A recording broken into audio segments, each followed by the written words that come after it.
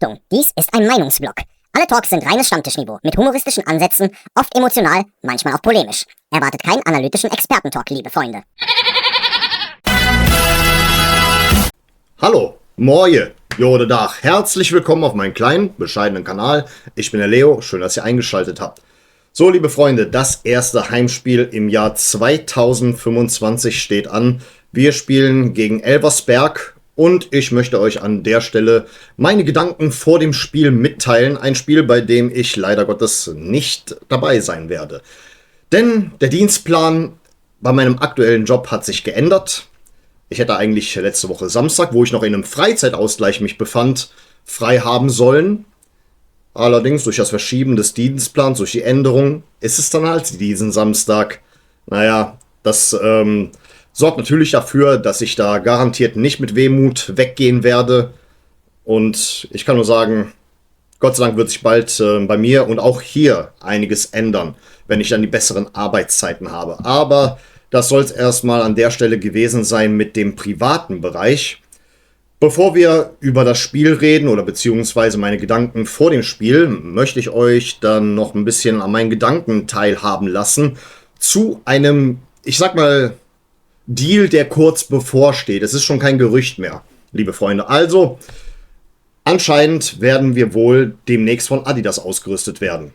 Auf Instagram gehen auch langsam so die ersten Behauptungen durch, dass der Deal schon perfekt sei, dass wir da wohl in Kürze das offiziell mitteilen können. Ich bin ein Befürworter von diesem Deal, wenn das wirklich geschieht. Da sage ich auch ganz ehrlich, da können wir auch gerne eine Entschädigung an Hummel zahlen. Ich war nie besonders zufrieden mit Hummel. Also am Anfang ja, da haben die noch ein bisschen so gezeigt, ja, die gehen ein bisschen auf unsere Bedürfnisse ein.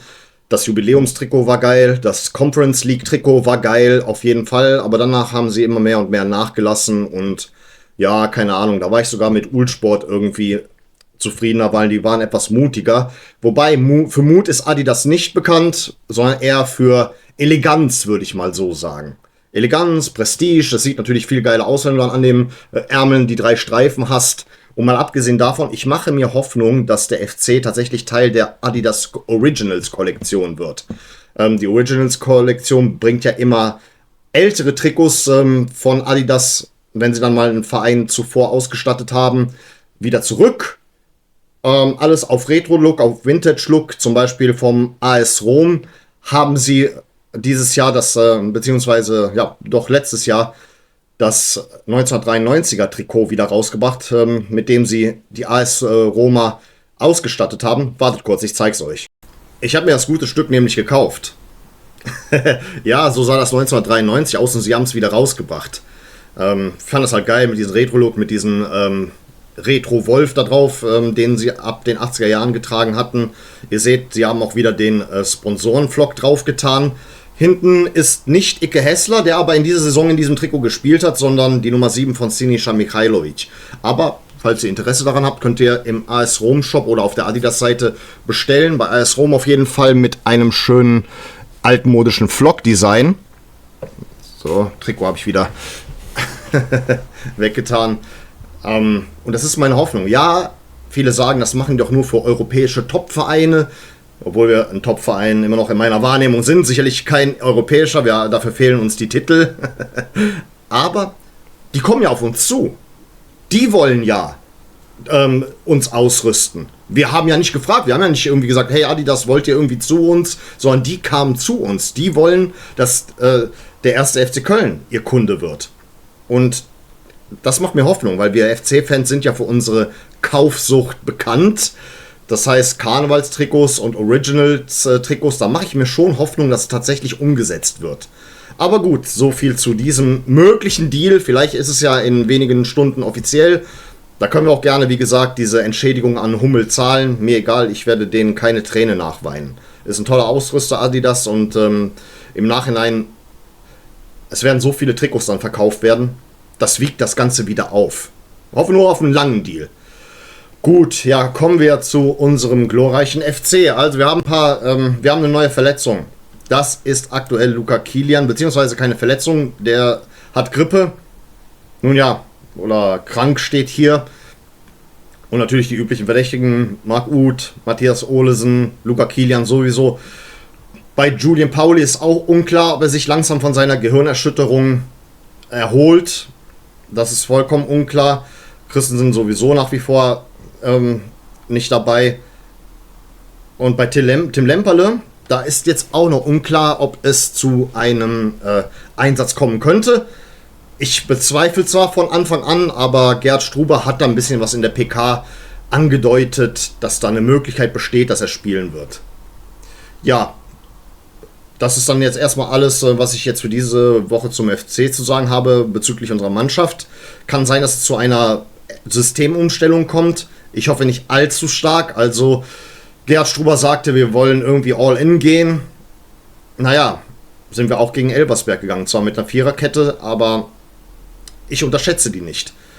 Bei Elversberg gibt es auch, wie viele Verletzte waren das? Ja, offiziell 2 Verletzte. Patrick Dragon und Robin Fellhauer. Allerdings, nach wie vor ist Aslani immer noch Teil des Kaders. Nun ja, und wir waren an ihm interessiert und Union Berlin, plötzlich seitdem Steffen Baumgart da ist, kriegen wir keinen Prtain, kriegen wir keinen Aslani. Der will den jetzt plötzlich nur halt den Deal unter Dach und Fach. Den bringt Union immer noch nicht.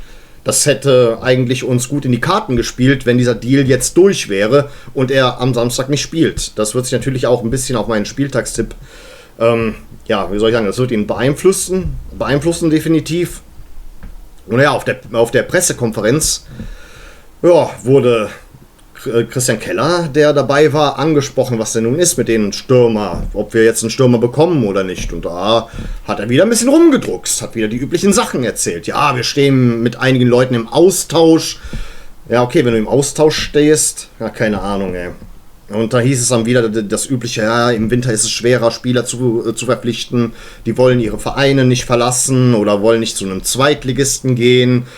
Frage ich mich, warum haben sich andere Mannschaften bisher verstärkt? Ich habe ein paar Zweitligisten jetzt auf dem Radar, habe mir jetzt nicht aufgeschrieben, wer jetzt wen verpflichtet hat, aber keine Ahnung. Weiß nicht. Das klingt wieder nach Ausreden.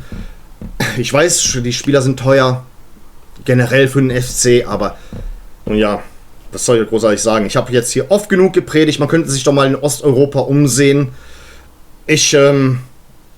Keine Ahnung, ich weiß sowieso, Christian Keller guckt diese Sendung nicht. Ich rede dagegen eine Wand. Ich kann das oft genug predigen, dass vielleicht einige osteuropäische Spieler Bock haben, hier hinzukommen und die Vereine vielleicht doch nicht so viel Geld verlangen. Aber ich glaube, selbst wenn Christian Keller diese Sendung guckt, dann wird er wahrscheinlich sagen: Leo, du kannst mich am Arsch lecken. Wichtig ist, dass wir bei unseren Basics bleiben. Es gibt Zeugenaussagen, die das belegen können. Naja, okay, aber so viel nur mal zum Thema Schattenkader. 1 Jahr lang hatten wir einen Schattenkader. Ja. Egal, kommen wir jetzt zu meinem Tipp. Also, liebe Freunde, ich glaube, die Elversberger werden mit Hilfe von Aslani ein Tor erzielen. Mag zwar sein, dass sie ihr letztes Spiel 2:5 verloren haben, aber ich glaube, Aslani ist deren Geheimwaffe. Deswegen mein Tipp: 2:1. Allerdings, da wäre noch was, liebe Freunde. Also, ich habe noch ein anderes Ergebnis im Hinterkopf. Ja, ich weiß, ich habe keine Münze geworfen, wir haben kein Geist oder Bock gespielt, Geist oder Bock wird nicht abgeschafft, aber da ich noch ein Ergebnis im Hinterkopf habe, das im Bereich des Möglichen liegt, kommt hiermit mein Schattentipp.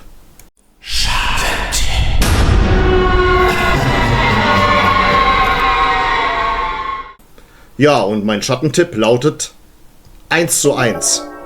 Unentschieden. Ja, was ist los, Leute?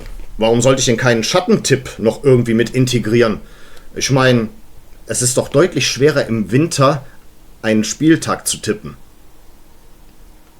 So viel sei dazu gesagt zum Thema Schattenkader und dergleichen.